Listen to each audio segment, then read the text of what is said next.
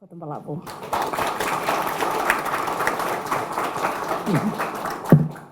All right, well, thank you. I hope you can hear me clearly from the back. Now, if there is a message you can learn from my CV, there's only one very simple message. If you want to progress higher in the hierarchy of the public service, two things need to happen. You learn from there that the PSC had a very proactive program of preparing you through education, through attachment, and so on. So that the Ministry of the Public Service must invest in a very proactive program of upskilling civil service. There we can learn from the military. You know, in the military, no one, the officer cadre, no one can proceed to a higher level from, say, captain to major or major to higher rank. You have to go through specialized training and acquire certain skills and qualifications. I think the same should happen in the public service. So that's the role of the Ministry of the Civil Service plus the PSC. And second, you yourself must engage in continuous education. You know, I lecture now at the University of Fiji, and I'm very impressed with many of you who are, paying their own fees to attend classes and to acquire higher qualification. A master of international relations and diplomacy, or more important, postgraduate diploma in public law. I will explain that later. So that's the message. Engage in continuous upskilling through education and training attachments. Right?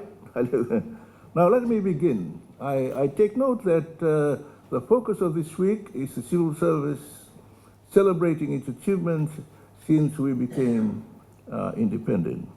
So let me thank the Ministry of the Ministry for inviting me to join you this morning to share these celebrations with you. And let me say here that since independence, more than 50 years ago, from the United Kingdom, the civil service has been serving as a very important agency of the state. You are an agency of the state. You're not a political entity. Okay? The elected government, led by Mr. Rambuka, is an elected body. It's a political body. But you, civil service, okay, the police, the military, the prison service, judicial service, we are all agencies of the state. You are neutral. Okay? Always bear that in mind. And if you are neutral, in everything you do, it has to be apolitical, impartial, objective. In my case, sometimes, just to satisfy my conscience, that in advising the Prime Minister, I stand in the middle, I often decide not to vote in elections. That's for me personally. I mean, that's your fundamental right. You choose whether you vote or not. But that's what I do, to make sure that in performing my functions and responsibilities as a civil servant, I stay neutral, independent, impartial, and I said objective. Okay? Now, before I proceed further, let me digress a little, because you're celebrating the achievements of the civil service. Okay?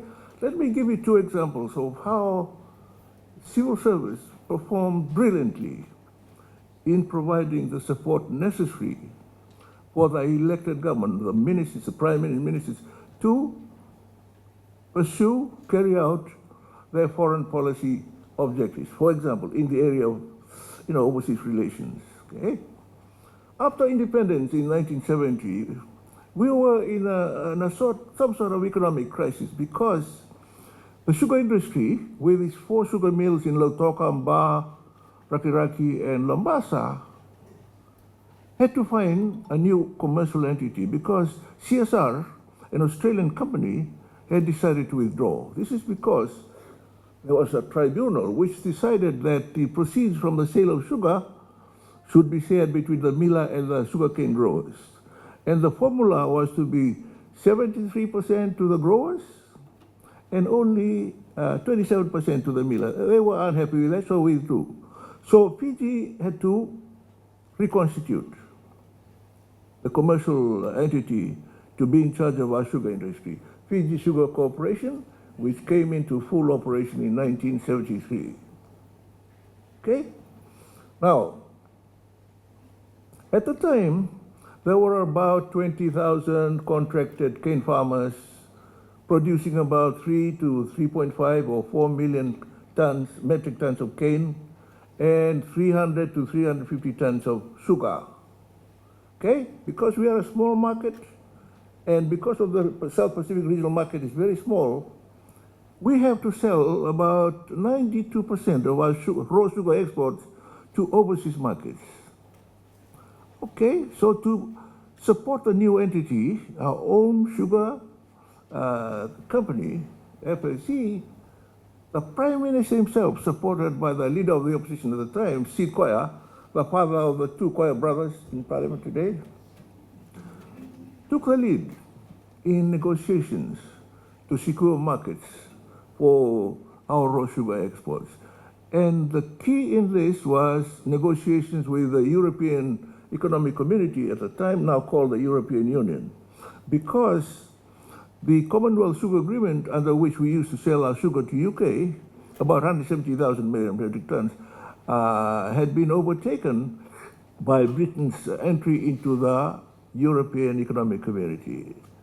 Okay, so the EEC agreed to enter into negotiations with ACP developing countries in Africa, the Caribbean, and Fiji, and included in that negotiations for a protocol for the EEC to assist the sugar exporting countries in guaranteeing markets and very good prices for their sugar exports.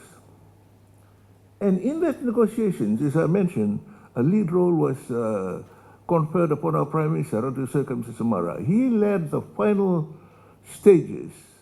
I remember that he went to London. The chairman of the sugar group in the European Economic Community was agricultural minister in the UK government. So he went.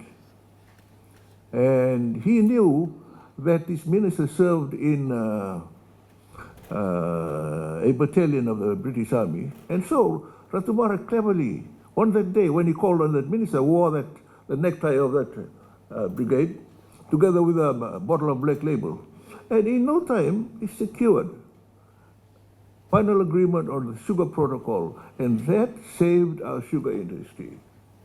Under the Lome Convention sugar protocol, we were guaranteed 100, out of 300,000 tons we produce every year, we were guaranteed 175,000 metric tons of raw sugar exports to the UK. Okay? So just just imagine the proceeds from that. 73% would go to the cane farmers, and the 27 retained by the millers, and 20,000 cane farmers, their families, the cane cutters, the shopkeepers, and the Tokay land owners who own the land by customary tenure. See the spread effect of that big effort. And the negotiations by Ratumara succeeded. Why? Because of the excellent support from the civil service through the Ministry of Foreign Affairs, our High Commission in London, our embassy in Brussels, by our own civil servants. So this is an example of how the political elected government and the civil service can work together in pursuance of a high priority goal of the government of the day to serve the people of Fiji. Right? Take that. Very good example. So that's an example of what you're celebrating today, the success of the civil service. Second, another crisis situation, the coup of 1987. Okay? Because of what happened, a lot of investors, industries closed, they decided to withdraw from Fiji. It was a crisis. We have to, bring in new investment. The tourism industry was devastated because of the coup. So when Ratumara was appointed as interim Prime Minister in December, he set in train policy of very active negotiations with Australia and New Zealand for a regional trade agreement under which Fiji would be able to attract investment from those two countries and then re-establish its export trade. The result was the South Pacific Regional Trade Agreement called Spartaka from 1992 and the inauguration of, in Fiji, of TCF Industries. What's TCF? TCF is textile, clothing, and footwear industries. Okay, starting from 1992 to 1997, he succeeded. And credit to the Australian government because they agreed to help Fiji on the basis that if an investor were to set up a clothing factory, a footwear factory, a food industry, or a wood industry in Fiji, Australia would accept exports from Fiji on the understanding that 50%, rules of origin, 50% of the raw material, okay, used in the manufacture comes locally, that they are not all imported, rules of origin. And it succeeded. And so here, starting from 1987, by 1992, 119 tax-free factories had been established in Fiji, somewhere in Walelevu. Of that, 84 were garment factories, 11 were leather factories, and the rest were food and wood-based industry. Okay? By 1992, exports from those, 105 million. By 1997, this had increased to 240 million every year export. And the TCF industry had overtaken sugar as our primary, the biggest commodity export from Fiji. You see, crisis situation, government goes into action, very important role by civil servants in the Ministry of Commerce and Industry, Ministry of Foreign Affairs. See, this is how the civil service and the elected government work together. The policies are set by the elected government. The civil service is there to help implement the policies. Those are outstandingly successful examples. There is a third in the negotiations from 1973 to 1982 at the UN in New York for a new law of the sea convention.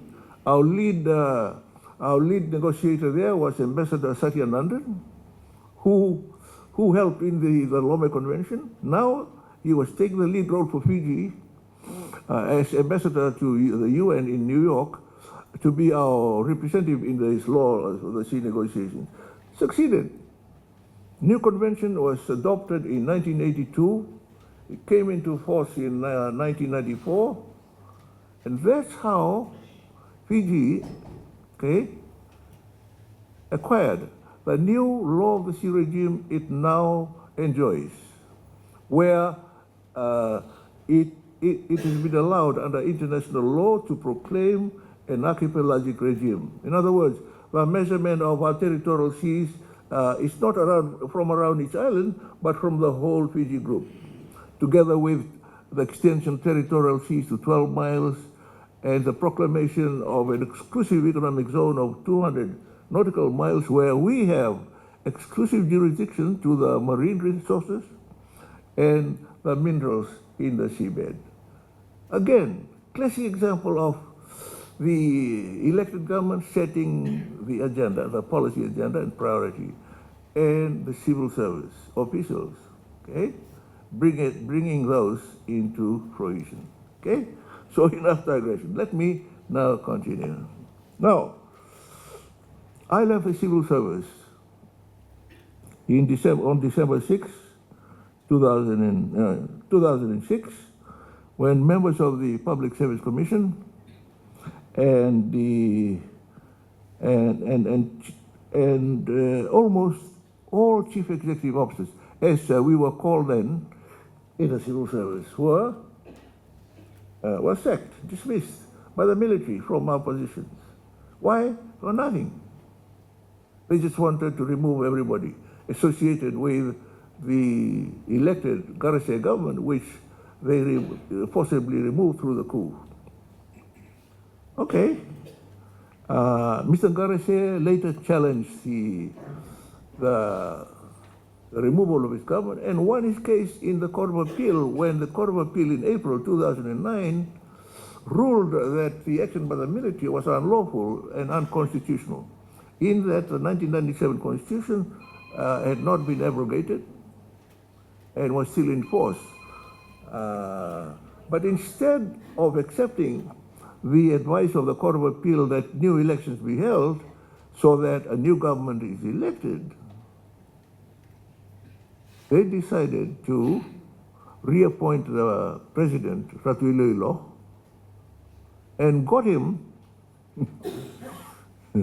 to arbitrarily, unilaterally terminate the 1997 Constitution and to reappoint Bainimarama to be interim prime minister. So that's how the regime came into being and then proceeded thereafter to prepare and adopt and impose on the people of Fiji the 2013 Constitution.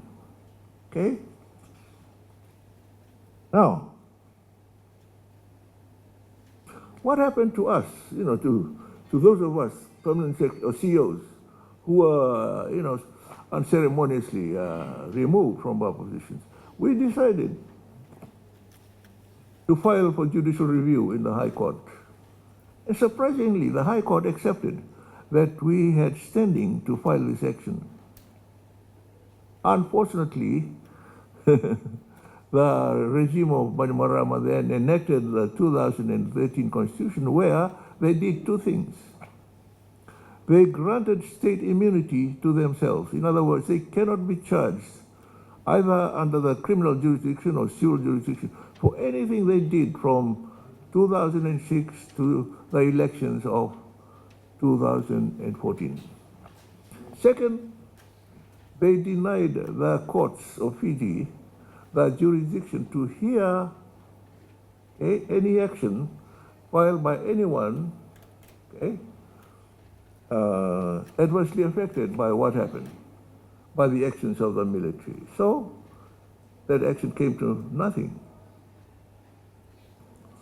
But the incident I've never forgotten, because we civil service, we can take that. The irony of that action, our removal, was that some of us were then recognized by our other colleagues in the region. I mean, in my case, I went to Samoa to be a consultant, and I earned more money there than when I was in the civil service. Others, Paulo Lino Deva, were contracted by other international bodies. So that was the irony of the coup. But the one incident I have never forgotten was what the military did to the chairman of the PSC at the time. He was a very successful architect, Stuart Huggett. On the day of the coup, the PSC members, led by him as chairman, together with Andre Chale, who was then Secretary of Public Service, was summoned to the military headquarters in the domain. And when Stuart Huggett questioned Bainimarama on the rationale and justification for the coup, he got physically assaulted by Bainimarama. I don't expect any leader to succumb to that low level of morality. And so every time I think of that incident, I'm always reminded of what Shakespeare said in Julius Caesar. When Mark Antony said, "The evil that men do lives after them." It is true. Divine justice. When you do wrong, one day the divine justice will appear and you will be punished. It's happening today. We're reading this week about the dissolution of the party. They found it. It's finished. They're finished, politically finished.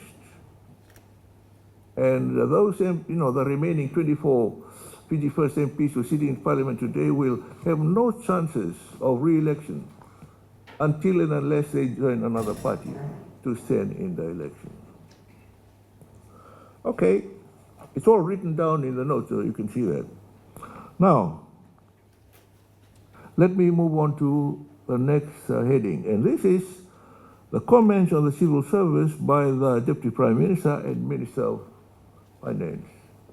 This is important because, in my view, what he is uttering is a commentary on how the elected government, the currently elected People's Coalition government, view the civil service in terms of how it has been performing its function, how it has been operating as an agency, administrative agency of the state.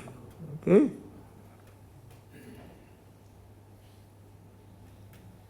Okay?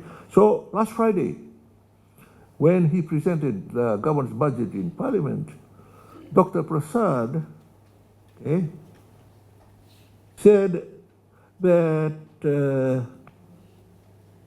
he started off by announcing the 7 to 10% salary increase and the 10 to 20% increase in wages in the civil service and other public sector entities. He acknowledged the crucial role of the civil service in providing institutional and administrative support to enable the elected executive government in implementing its mandate to govern the country and to be fully accountable for this, both to Parliament and to the people.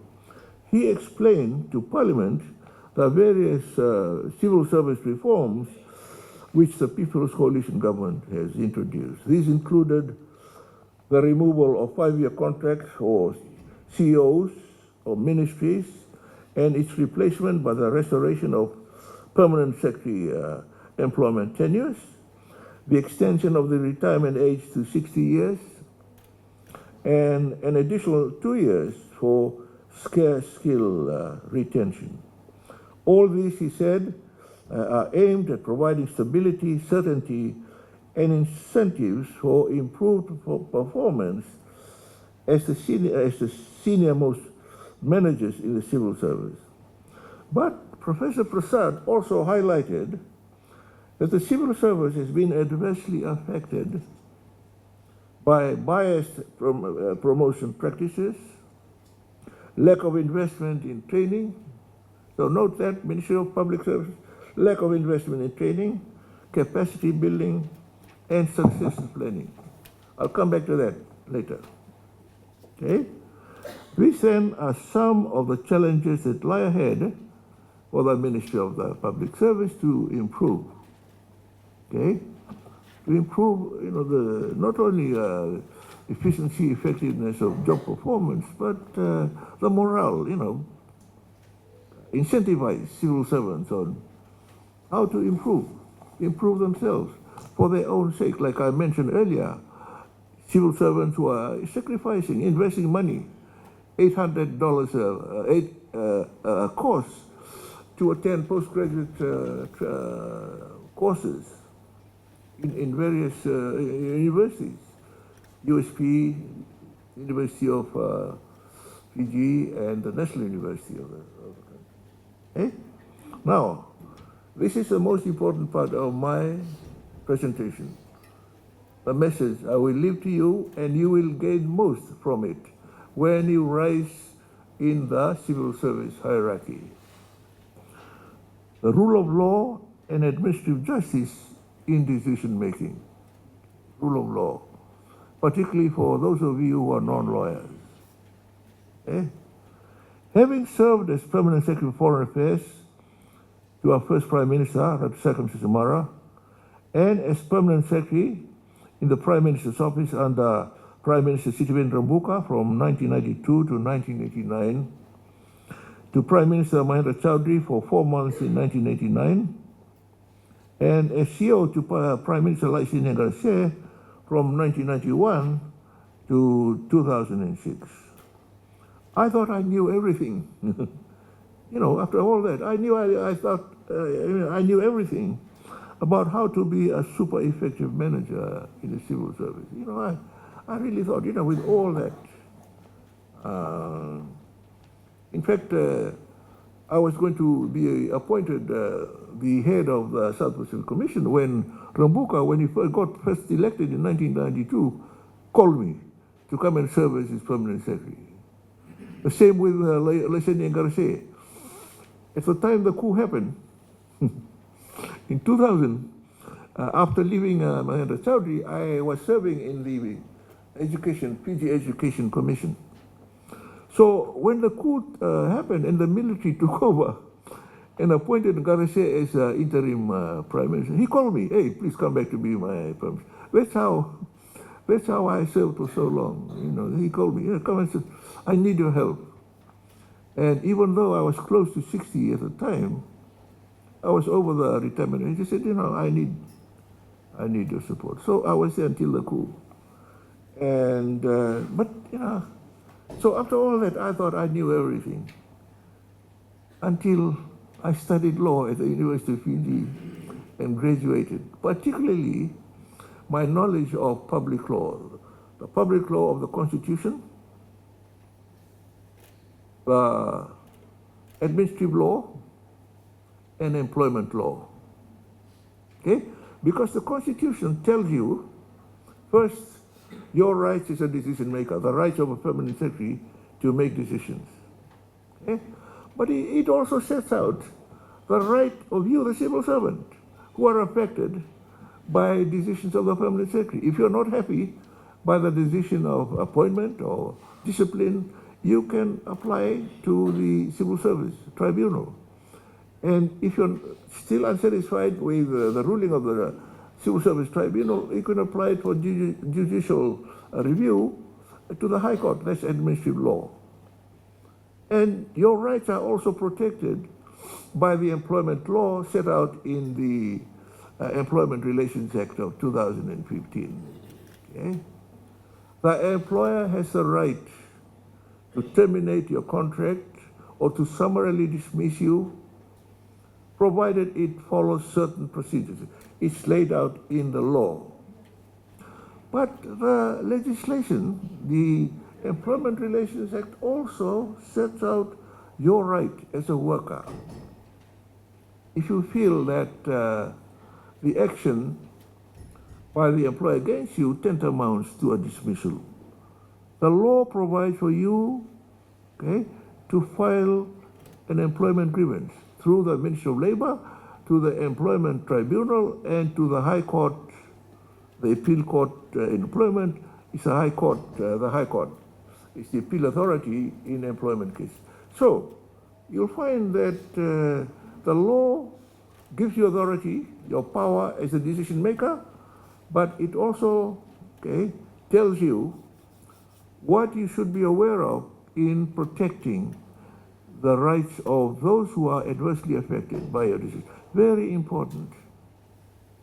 No, unless you're a lawyer, you're not aware of this. So when I was in the civil service permanency, I thought I was all-powerful because when you are a PS or CEO, man, you think, you are the most powerful person in, other than a minister, until you learn that you must know your law, because when you make your decisions, you must take into account the public law rights of the person affected by your decision.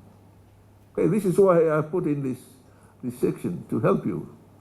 Okay, so make sure you take a copy of this speech and read the section. And a little bit of marketing here. One of the postgraduate courses I teach at the University of Fiji is a postgraduate diploma in public law. It takes 1 year, one academic year, 2 semesters. You are taught in constitutional law and administrative law. Like in this semester 2 this year, I'm going to teach administrative law, somebody else is going to teach constitutional law. In semester 1, I would normally teach employment law and dispute resolutions and alternative resolutions.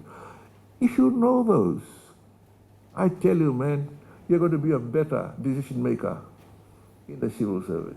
Okay?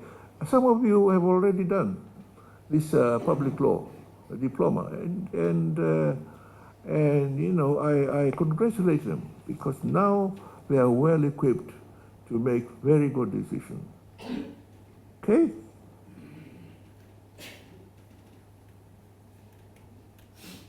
So, the page 4 here sets out examples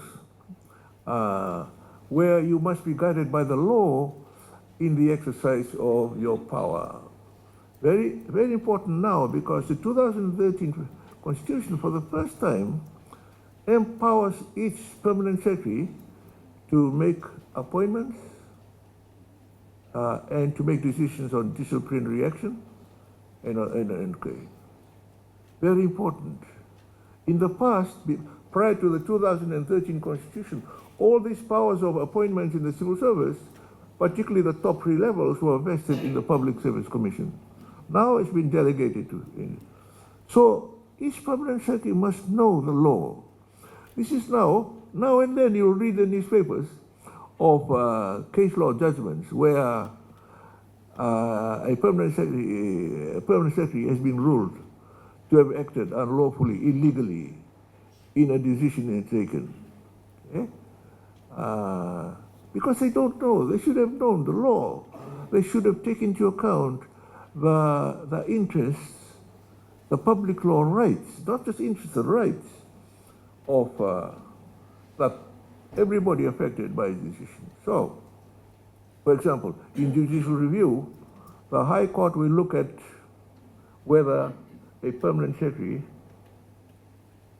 in making a decision on appointment or promotion, has acted within the boundaries of his power.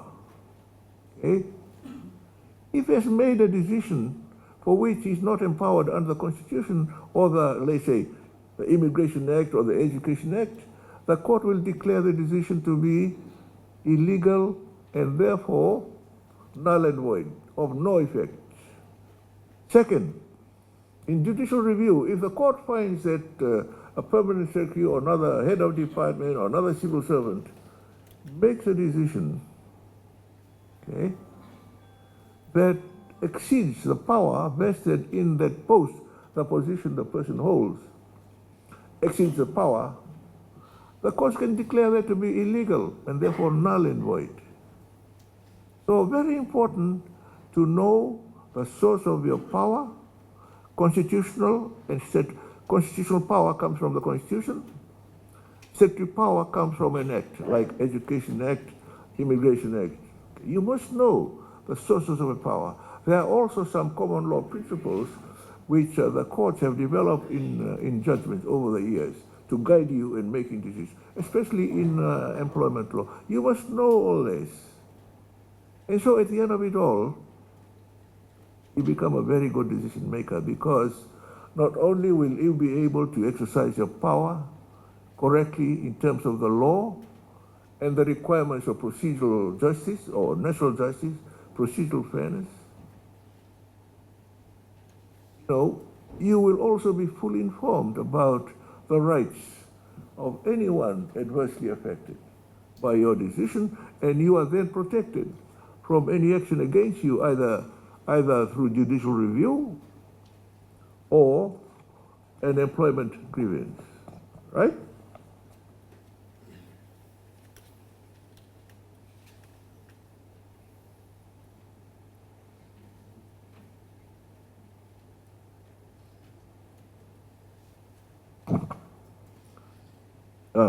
Make sure you take a copy and read through. I will skip some. Now,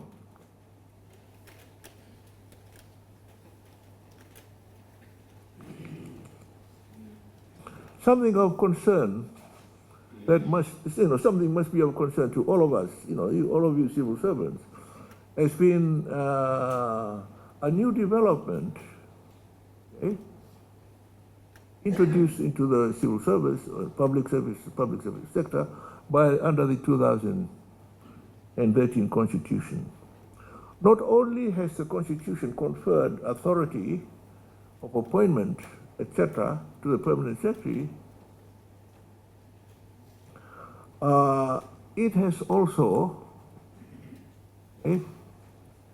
introduced some elements of politicization in the exercise of this power by a permanent secretary. The Constitution, in that section where it confers power of decision-making to a permanent secretary, requires that in exercising the power of appointment, discipline, etc., the permanent secretary must secure the agreement of the minister. Now, this is a new requirement. By that decision, by this new provision, they are politicized. Because a minister can come and politely ask you, hey, Mboso, I have a relative here, he needs employment. Please help. What do? No, in our culture, it's okay. You respect high authority. You'll tend to say, all right, I'll consider. Be careful. Be careful of the law. Because anyone, any civil servant in the ministry who is adversely affected by you hiring somebody without following the requirements of the Constitution, professional merit, okay, fair, no discrimination on the grounds of race or ethnicity, equal opportunity. If you ignore that and appoint on the basis of personal inclination, you are exposing yourself for action against you, either through judicial review or an employment grievance. So be very careful. Very careful. Know your right. Know the right of the. Now, in employment law, for example, it applies to all civil servants. You should know this, because even though they've removed contracts, you're still bound by the law. For example, the Employment Relations Act empowers the employer, in this case, permanent secretary, to make a decision on, let's say, termination of employment. The law sets out 5 requirements he must follow in order for that termination to be lawful. Okay? If there is a requirement for notice, that must be followed. Second, if there is a requirement for notice, that notice must be in writing. Third, at termination, everything that is owed to that worker must be paid. Wages or salary, benefits, leave, etc. Okay? Number 4, in lieu of the worker working out the notice period, the employer can simply terminate by releasing the worker and giving him his pay for that notice period. And number 5, the employer must give that terminated worker a certificate of service. That's all. If the employer follows those 5 steps under the law, a termination is lawful. There's absolutely nothing that the worker can do. Very important for you to know as managers. But let's say, for example, the employer forgot that requirement that he must inform the worker in writing. Or he forgot to pay the worker his leave entitlement.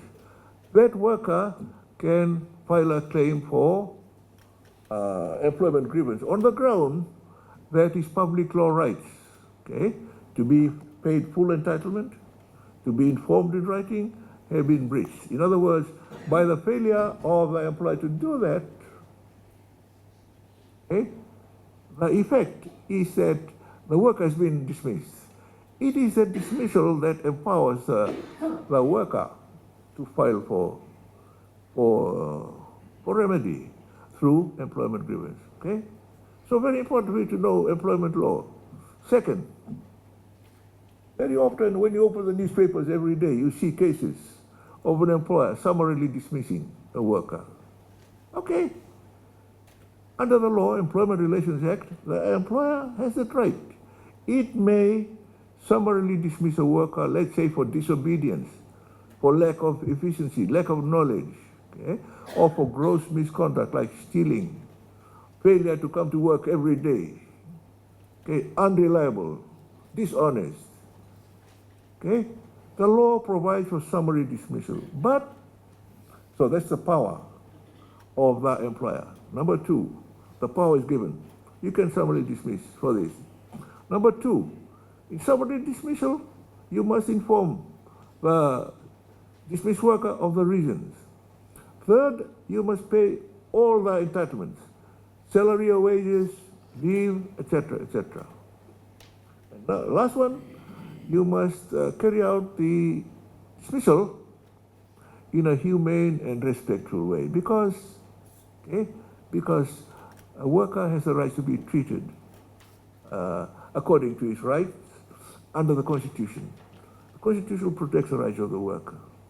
Okay? But again, the law, whilst providing for this power to the employer, also protects the public law rights of the worker. Okay? The worker in the employment grievance can file for compensation in that the employer has failed to justify the legal ground for the summary dismissal. In other words, the employment tribunal has to be satisfied that before summary dismissing the worker, the employer has carried out fair and just, objective and impartial investigation into the complaint, and having established the finding of fact that the allegation is correct, the panel of inquiry must then identify options for action by a reasonable manager. Okay? And according to the guidelines in the civil service, the employer must make his decision within 10 days of this panel of inquiry submitting its report. Okay? Now, it also says the public service guidelines on disciplinary action. Within 10 days, the civil service must make its decision, but before making the final decision, it must call in the adversely affected worker and hear him. That is the worker's right to be heard. That is a right that is guaranteed in the law, and it is also a right derived from natural justice. Okay? So before a final decision is taken, the employer must call in that worker to hear him out. If he fails to do that, the tribunal can declare the summary dismissal to be illegal. So, this is why I'm saying it's very important for you, in fact, for the Ministry of Public Service to sponsor high-flying performers from the various ministries and departments to undertake this course in public law. I tell you, you become a much better decision maker. I know, because unfortunately in my case I only know after I left the civil service. It was too late. But on the other hand, I was able to maintain my, the lawfulness of my decision in the civil service because I, exercised my powers very carefully, particularly in the Prime Minister's office, because you are exposed to the public eye. For example, when the Prime Minister goes overseas or travels within Fiji, you have to account for every cent he spends in a hotel. You have to produce receipts and so on, okay? And the finance legislation, okay, when allocating budget shares to each ministry and department, okay, confers on the permanent secretary, not the minister, the obligation under the law to account for that budget allocation. So it's you. So you have to do this. You have to manage the budget of the ministry yourself. You can't delegate it. And you have to account for this to your minister. You have to account for this to the Auditor General. So I was careful to do that. So in all the 35 years I spent in civil service, I was never subjected to allegations of impropriety by anybody, Minister of Finance or or the Auditor General. So this is why many of us, Permanent Secretary, came out with a clean record. So this is why it was tragic, very sad, that you were summarily terminated in 2006. But then the military regime had their own justification. So we leave it at that. Okay, so you have any questions on that? You can ask for that later. Now, let me move on to concluding parts of my presentation. First, two more headings: incentivizing and rewarding high performance in the civil service.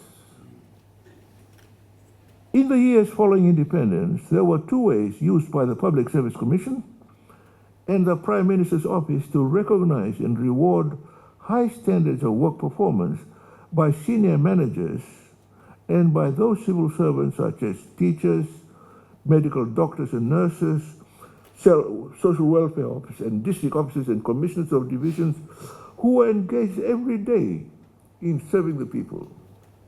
This was through the use of the state honor system. Okay? The state honor system, the Order of Fiji. This is administered by the President and assisted in that by, now under an Act of Parliament, a committee. Okay? Now, in the past, we had a very good system which ensured that every deserving person, including civil servants, were recognized and given an award. The military, through the military, the police, the prison service, had their own list submitted through the Ministry of Home Affairs and Ministry of Justice, direct.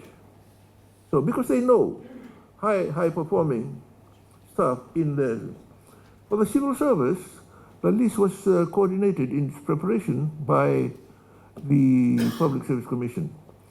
Commissioners of divisions would submit their list. Permanent secretaries would submit their list. Considered together, PSC then say, okay, for this year, this is our honors list recommendations. These are, very good incentive. The highest orders, the knighthood or the commander of the Order of Fiji were the prerogative of the Prime Minister. Only he can make recommendations. But the system worked very well. It becomes a very good incentive for civil servants to do their work well, knowing that the reward will come, not only in the form of wages or salary, but in the form of this form of state recognition, not just independence or anniversary medals. Those are useless. Yeah. So very important incentive. Today, the current system does not work that well because the approach adopted by this committee is to advertise for applicants for these honors. It doesn't work because in our culture, the token rotumas, we don't ask for favors. We wait and listen in silence, dignified silence. It doesn't work. We don't apply for recognition. Okay? A neutral body has to make recommendations like the Public Service Commission. So only the military are still submitting their list. Every year when you see the honors list, only the military officers are well covered. But civil servants, I doubt whether nurses, teachers, district officers, staff in ministries have been recognized for outstanding performance over a long period of time. And so I'm suggesting that the Ministry of Public Service should undertake an examination of the award of honors over the past 10 years to see the fairness, the spread, including the civil service. How have the civil service and other public service agencies have been treated in the award of honors because of this, advertising, application system? So that's one, the award of state honors. Very good, very important incentive.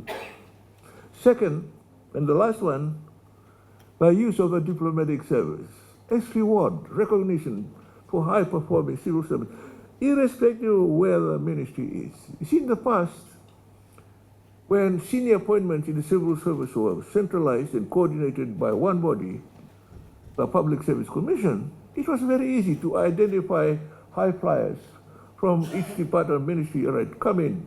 We're going to favor you, give you chance to broaden your experience, and also to reward you by sending you overseas as ambassador or counselor or first secretary or second secretary. So that's a very good use of the diplomatic service. It was also to reward senior decision makers like permanent secretary CEOs who have come to the end of their career, age of 55 or 60, to be rewarded by being sent to go and serve one tour or two tours as an ambassador or permanent secretary. Very good. It was a very good reward system. Very good for the civil service. But unfortunately, because of the political repercussions of the 2013 Constitution, this is no longer applies.